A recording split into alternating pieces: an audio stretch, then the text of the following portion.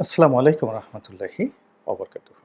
সম্মানিত দর্শক, Donald Trump জয়লাভ করার পর বিএনপির আসলে রাজনৈতিকভাবে কতটা লাভ হলো, কিংবা বিএনপির জন্য কোনো নতুন সমস্যা তৈরি হলো কিনা, আগামীতে বিএনপি যে রাষ্ট্র ক্ষমতায় আসতে চায়, এই আসার যে পথ, এর যে পরিক্রমা, এই পরিক্রমা বাড়লো না কমলো, এই বিষয়গুলো নিয়ে আলোচনা করবো আজকে। প্রথমত, ট্রাম্পের বিজয়ে এটা মিশ্র প্রতিক্রিয়া দেখা যাচ্ছে, এবং যেটি বিএনপিকে কনফিউজড করে ফেলেছে। আমি দেখলাম যারা বিএনপির নেতৃবৃন্দ রয়েছেন, এখনো পর্যন্ত কেউ এই বিষয়টি ওইভাবে ব্যাখ্যা করতে পারেননি, এবং এই কারণে মূলত এই কথাটা বলা। আপাত দৃষ্টিতে যেটি মনে হচ্ছে সেটি হলো আওয়ামী লীগ খুব খুশি। এই কারণ হলো মিস্টার ট্রাম্প হলেন নরেন্দ্র মোদীর খুব ঘনিষ্ঠ বন্ধু। দ্বিতীয়ত, মিস্টার ট্রাম্পের সঙ্গে মিস্টার ইউনূসের, ডক্টর মোহাম্মদ ইউনূসের সম্পর্ক একেবারেই ভালো না। তারপর ট্রাম্প খুব একরোখা, এবং তিনি বাংলাদেশের বিষয়াদি পুরোটাই দিল্লির উপর ছেড়ে দেবেন। দ্বিতীয়ত, ডক্টর মোহাম্মদ ইউনূসের যে জায়গাগুলো রয়েছে সেগুলোতে টাইট দেবেন আচ্ছা মতো। এবং আপনারা জানেন যে ডক্টর মোহাম্মদ ইউনূসের বেশ বিনিয়োগ আছে, গ্রামীণ ব্যাংকের বড় বিনিয়োগ রয়েছে আমেরিকাতে, এবং এটা সম্ভবত ক্লিন্টন পরিবারের সাথে। তিনি ক্লিন্টন ফাউন্ডেশন একটা বড় ডোনার। তার সঙ্গে সঙ্গে তার যে গ্রামীণ উদ্যোগ, সোশ্যাল বিজনেস, এটা ইউরোপে অনেকেই এই ব্যবসাটা করছে, এবং তার সঙ্গে অনেকের সঙ্গেই ডক্টর মোহাম্মদ ইউনূসের এটা লেনাদেনা রয়েছে। এই জিনিসগুলো নিয়ে ট্রাম্পের যে ফাইন্যান্সিয়াল বিভাগ রয়েছে, treasury department, US treasury department, এই ট্রেজারি ডিপার্টমেন্ট যদি নড়াচড়া করে, তাহলে ডক্টর মোহাম্মদ ইউনূস বিব্রতকর অবস্থার মধ্যে পড়বেন। এবং আপনারা জানেন যে ডক্টর মোহাম্মদ ইউনূসের যে ভাগ্য বিপর্যয়, এটি শুরু হয়েছিল ডেনমার্কের রাষ্ট্রীয় টেলিভিশন একটা প্রতিবেদনের মাধ্যমে, এবং সেখানে এই গ্রামীণ ব্যাংকে তার শেয়ার, এবং এই গ্রামীণ ব্যাংকের গ্রামীণ ফোনে তার শেয়ার, এবং সেই গ্রামীণ ফোনের শেয়ার কেনার জন্য তিনি যে গ্রামীণ ব্যাংক থেকে টাকা বা পুঁজি সেখানে গ্রামীণ ফোনে বিনিয়োগ করেছেন, এই সংক্রান্ত একটা রিপোর্ট কিন্তু বাংলাদেশে কেউ প্রকাশ করেনি। এটা ডেনমার্কে প্রকাশিত হয়েছিল, এবং ওখান থেকে কিন্তু তার ভাগ্য বিপর্যয় শুরু হয়ে গেল। এবং তিনি অনেক চেষ্টা করেছেন, কিন্তু কোনো অবস্থাতেই সেটা কিন্তু তিনি আর ধামাচাপা দিতে পারেননি। তো একইভাবে আমেরিকাতে, ইউরোপে তার যে বিনিয়োগ রয়েছে এবং অন্যান্য যে বিষয়াদি রয়েছে, যেটি বাংলাদেশের ফাইন্যান্সিয়াল যে ইন্টেলিজেন্স ডিপার্টমেন্ট রয়েছে, জাতীয় রাজস্ব বোর্ড রয়েছে বা NBR, national board of revenue রয়েছে, দুর্নীতি দমন কমিশন রয়েছে, বেসিক্যালি এই প্রতিষ্ঠানগুলো এখনও তদন্তর ক্ষেত্রে ইউরোপ আমেরিকার তুলনায় একেবারে শিশু। কিন্তু ইউরোপ আমেরিকা যদি কারো পেছনে লাগে এবং কোনো কিছু ধরতে চায়, করতে চায়, ওটা সে বের করে নিয়ে আসতে পারে। সে জো বাইডেন হোক, বিল ক্লিন্টন হোক, কিংবা বারাক ওবামা হোক, এমনকি মিস্টার ডোনাল্ড ট্রাম্প। এবং ডোনাল্ড ট্রাম্প হলেন এমন একজন রাষ্ট্রপ্রধান আমেরিকার, যিনি একসঙ্গে প্রেসিডেন্সি চালাবেন এবং অন্যের সঙ্গে তার যে চলমান মামলাগুলো রয়েছে, ক্রিমিনাল কেসগুলো রয়েছে, তার বিরুদ্ধে এই জিনিসগুলো যুগপৎভাবে চলতে থাকবে। এবং এটা নিয়ে জাস্টিস ডিপার্টমেন্ট, আমেরিকার জাস্টিস ডিপার্টমেন্ট এবং ট্রেজারি ডিপার্টমেন্ট, এফবিআই এখন পর্যন্ত মানে তারা কনফিউজড। এর কারণ হলো এরকম ঘটনা অতীতে কখনোই ঘটেনি।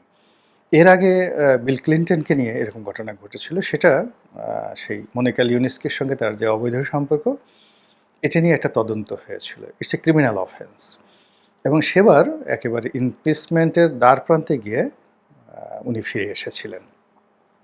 তো মনিকার সঙ্গে তার যে সম্পর্ক, এটা ছিল বিশ্বাসভঙ্গ।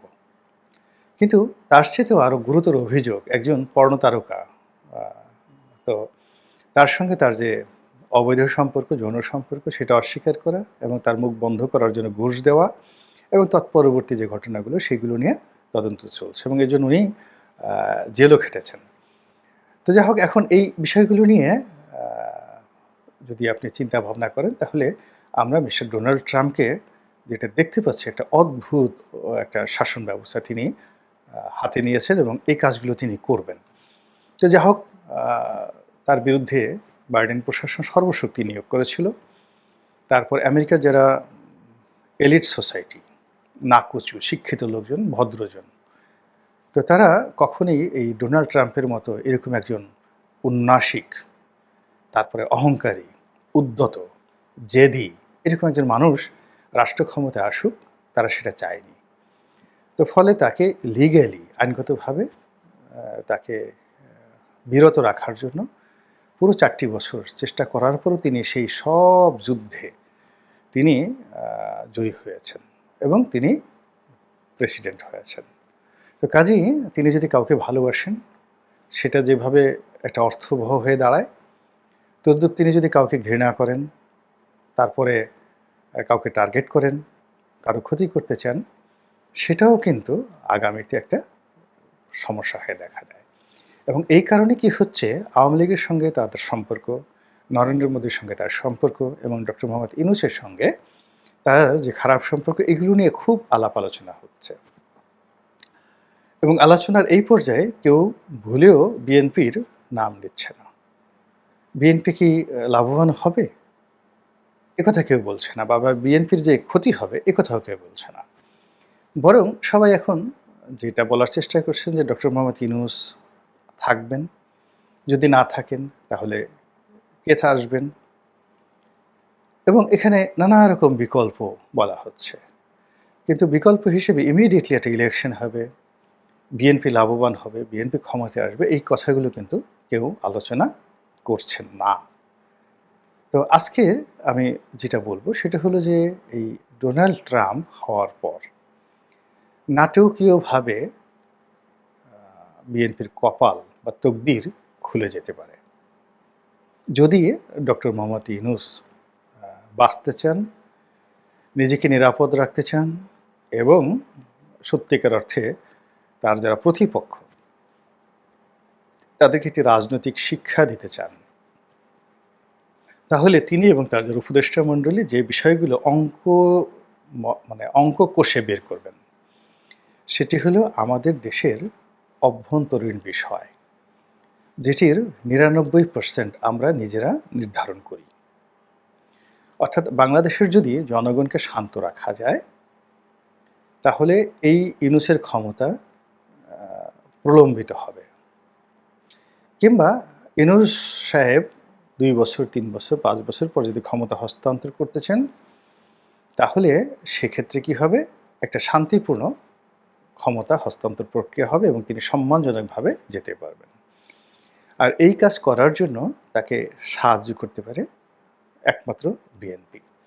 কিন্তু তিনি প্রথম থেকে যে ভুলগুলো করেছেন সেটা হলো একেবারে নবীনদেরকে, যাদের কোনো রাষ্ট্র ক্ষমতার অভিজ্ঞতা নেই, তাদেরকে তিনি একটা জায়গা দিয়েছেন এবং এই নবীনদের আচার আচরণ, চালচলন, কথাবার্তা ইতিমধ্যে যথেষ্ট বিতর্ক তৈরি করেছে, যথেষ্ট বিরক্তি উদ্রেক করেছে এবং সাধারণ জনগণ বলে যে না খেয়ে থাকবো তবু ওদের চেহারা দেখতে চাই না।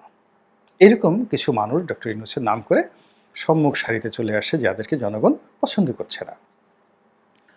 দ্বিতীয়ত খুচরা কিছু দল, মানে যারা মূলত ডিজিএফআই টাকা দিয়ে চলতো, এনএসআই টাকা দিয়ে চলতো, আওয়ামী লীগের টাকা দিয়ে চলতো এবং বিভিন্ন রাজনৈতিক দলের দালাল হিসেবে, গেটিস হিসেবে যারা এই সমাজে সর্বজন বিদিত, যারা মূলত 10 জন লোকও তাদের নেই, কিন্তু 10-12 জন লোক আছে, তার সঙ্গে যদি বিএনপির প্রক্সি দিতে চায়, তারা বিএনপির কাছে বলে যে আমরা অমুক সময় একটা অনুষ্ঠান করব, আপনারা কিছু লোক দেন। আওয়ামী লীগের পক্ষে যদি করতে চায়, আমরা অমুক সময় একটা অনুষ্ঠান করব, কিছু লোক দেন। তো এইভাবে 100, 150, 200 লোক নিয়ে তারা প্রেস ক্লাবের সামনে বা অন্য কোথাও যে অনুষ্ঠান করে দীর্ঘদিন যাবৎ, যাদের না আছে ব্যবসা, না আছে বাণিজ্য, না আছে কোনো কিছু, তারা শুধুমাত্র এই রাজনীতি করেই খায়, দালালি করে, রাজনৈতিক নেগোসিয়েশন করে। এই লোকগুলো বিশাল সংখ্যায়, এই লোকগুলি ডক্টর মোহাম্মদ ইউনূসের এই খুচরা পার্টিগুলো একেবারে সবাই আমির ওমরাতে পরিণত হয়েছেন। এর ফলে কি হলো, সাধারণ মানুষের সঙ্গে ডক্টর মোহাম্মদ ইউনূসের যে কানেক্টিভিটি, এটি হচ্ছে না। বড় দল যেমন বিএনপি, তারপরে জামাত, জাতীয় পার্টি, এদের সঙ্গে আসলে ডক্টর মোহাম্মদ ইউনূসের এখনো পর্যন্ত সম্পর্ক হয়নি। জামাত সাহায্য করছে এবং যা তার আপন কৌশলে তারা সরকারের মধ্যে ঢুকে গিয়েছে। কিন্তু ডক্টর মোহাম্মদ ইউনূস জামাতকে একেবারে তোয়াজ করে তদবির করে কাছে নিয়ে সবকিছু করেছেন, আমার কাছে সেটা মনে হচ্ছে না। জামাত যা কিছু করেছে বা বিএনপি যতটুকু এ যাবৎকালে করেছে সেটা স্থানীয় প্রভাব বলেন, সরকারের গুরুত্বপূর্ণ পদপদবিতে নিজেদের লোক ঢুকানো বলেন, এই জিনিসগুলো ডক্টর মোহাম্মদ ইউনূসের সদিচ্ছা বা আহ্বান এই কারণে হয়নি। এটা যে যার মতো করে ম্যানেজ করে নিতে পেরেছে। কেউ হয়তো রাষ্ট্রদূত হয়েছে, কেউ হয়তো সচিব হয়েছে, কেউ হয়তো ডিআইজি হয়েছে, এডিশনাল আইজি হয়েছে, এরকম। কেউ জেনারেল হয়েছে। মানে যে যেইভাবে ভাব দেখাতে পেরেছে, ক্ষমতার এই যে পট পরিবর্তন এটাকে ব্যবহার করতে পেরেছে, সেই ততটা বেনিফিট হয়েছে। কিন্তু আল্টিমেটলি যেটাকে বলা হয় ম্যাটিকুলাস, উনি যে শব্দটি ব্যবহার করেছেন, পরিকল্পনা করে ডক্টর মোহাম্মদ ইউনূস এখনো পর্যন্ত কারো ক্ষতি করতে পারেনি, কারো উপকার করতে পারেনি। কিন্তু নিয়তির টানে তিনি এখন এই পর্যায়ে চলে এসেছেন। তো এখন ডক্টর মোহাম্মদ ইউনূস এই যে মিস্টার ডোনাল্ড ট্রাম্পের বিজয়ের পর যে পরিণতির দিকে এগুচ্ছেন, যে একটা অস্বস্তিকর অবস্থার মধ্যে পড়েছেন। এই জায়গাটিতে তার জন্য সবচেয়ে সাহায্যকারী শক্তি হলো বিএনপি। এবং বিএনপির সঙ্গে যদি তার একটা নেগোসিয়েশন হয়, সঙ্গত করে নিয়ে জামাত দূরে চলে যাবে। জামাত হয়তো আওয়ামী লীগের সঙ্গে বন্ধুত্ব করতে পারে, জাতীয় পার্টির সঙ্গে বন্ধুত্ব করে, তাতে ডক্টর মোহাম্মদ ইউনূসের কোনো ক্ষতি হবে না। বিএনপির মতো একটা শক্তিশালী দল যদি ডক্টর মোহাম্মদ ইউনূসের সঙ্গে থাকে, তাহলে আমেরিকা যতই বাতাস দিক, ভারত যতই বাতাস দিক না কেন, কোনো অবস্থাতে রাজপথ গরম করতে পারবে না। এবং রাষ্ট্রশক্তি, তারপরে আইনশৃঙ্খলা রক্ষাকারী বাহিনী, জুডিশিয়ারি, ডক্টর মোহাম্মদ ইউনূস তার এখনও যতটুকু কানেক্টিভিটি আছে, এই পুরো জিনিসটির সঙ্গে যদি বিএনপির একটা মৈত্রী গড়ে ওঠে, তাহলে বাইরের কোনো শক্তি এই মুহূর্তে তাকে বিব্রত করতে পারবে না। তো সেই দিক থেকে আমি মনে করি যে মিস্টার ডোনাল্ড ট্রাম্পের যে ক্ষমতা লাভ, এই ক্ষমতা লাভের ফলে বিএনপির জন্য একটা সম্ভাবনার নতুন দ্বার উন্মুক্ত হলো। এই দ্বারে যদি ইতিবাচক হয়, অর্থাৎ ডক্টর ইউনূসের সঙ্গে তাদের বন্ধুত্ব হয়, সহমর্মিতা হয়, যোগাযোগ হয়, দুই পক্ষই লাভবান হবে। আর যদি ডক্টর মোহাম্মদ ইউনূস কোনো কারণে ব্যাকফুটেজে চলে যান, তাহলে রাতারাতি এই সামনের যে জায়গা, যে ভ্যাকুয়াম, এটা আওয়ামী লীগ পূর্ণ করতে পারবে না, এটি জামাতও পারবে না, ওটা বিএনপি পূর্ণ করে ফেলবে এবং এটা অটোমেটিক হয়ে যাবে। আপনি আমি এটা কল্পনাও করতে পারবো না। তো এখন বিএনপি এই যে নতুন যে পরিবেশ এবং পরিস্থিতি, সেটা কিভাবে দর কষে কষে, তারপরে কিভাবে অঙ্ক কষে কষে, কিংবা কিভাবে পরিকল্পনা করে নিজেদের স্বার্থের অনুকূলে ব্যবহার করে, সেটাই দেখার বিষয়। আল্লাহ আমাদের সবাইকে হেদায়েত দান করুন এবং হেফাজত করুন। আসসালামু আলাইকুম ওয়া রাহমাতুল্লাহি ওয়া বারাকাতুহু।